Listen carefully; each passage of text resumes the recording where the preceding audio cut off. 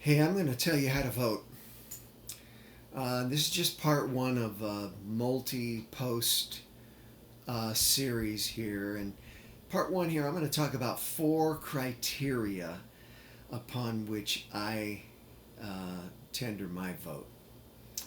And certainly I can't tell you what to think. And I just hope to get you thinking. Uh, Critical thinking, it's your friend.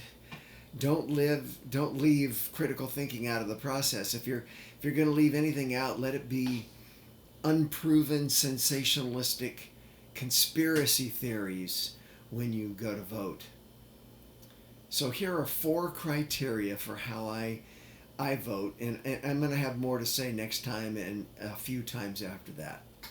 So number one, I vote for the person who broadly shares my political values and my moral values that are rooted in the Bible and in my relationship with God.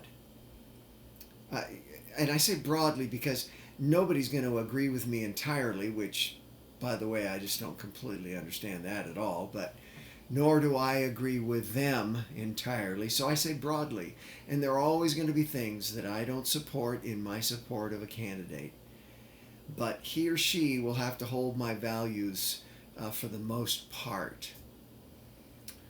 Number two, I vote for the person who has a character commensurate with the office that they're seeking.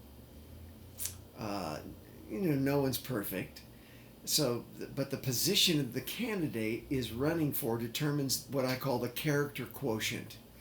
So if you're running for dog catcher, I don't care if you're a really good person or not, as much as I care that you're a really good catcher of dogs.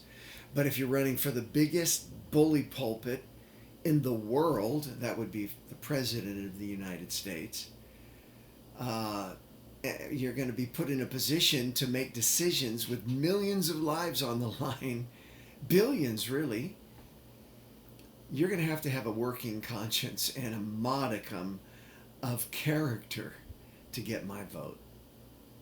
Number three, I vote for the person that I think is the most apt to do the greatest good and the least damage to the country. I'm not expecting somebody to come and be the Messiah on our behalf. But sometimes I can't, in good conscience, vote for a candidate on his or her merits, but I can be convinced to vote against a candidate who I think will do the most damage to the country. Number four, I vote for the person who is the most disposed toward the most vulnerable people and will be most apt to alleviate as much of their suffering and disadvantage as possible. Put it another way, I vote for the person who is able and willing to do the most good for the common good, not just for me and my tribe. Okay, well, that's four. Uh, and in this case, maybe number five would be merited. I vote for the person who is the most apt to beat Donald Trump because he doesn't fit any of the above criteria of mine. Well, I'll see you next time. I have a lot more to say about how I vote. That's just a beginning. Thanks.